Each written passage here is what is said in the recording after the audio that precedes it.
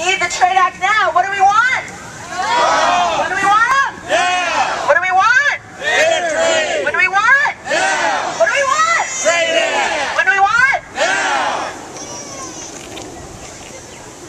Next, we have Mike Castaneda here from Jay.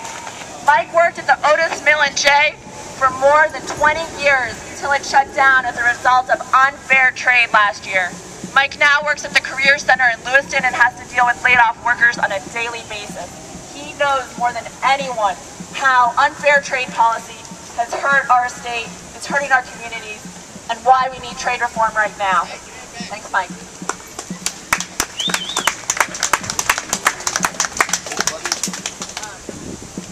Hear me now.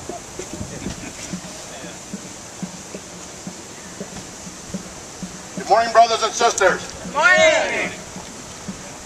I just want to read a letter that I'm giving to Ambassador Ron Kirk tomorrow, and it says, "Greetings, Ambassador Ron Kirk. Please explain to me why you're not following through with the trade reform promises made by President Obama. I worked at the Otis Mill in Jay, Livermore Falls, Maine for 20 years until it closed last year as a result of unfair trade. 200+ workers were permanently laid off. Our borders are flooded with foreign paper products produced in countries with conditions that are atrocious. How can we compete? There just aren't enough jobs to replace the good-paying jobs we've lost to those rogue nations with no sense of decency towards their labor forces."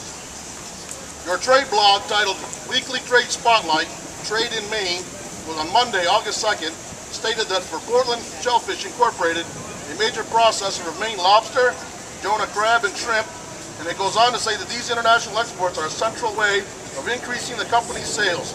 Because of its strong export sales, Portland Shellfish is able to employ 150 workers here at home in all sectors of seafood processing.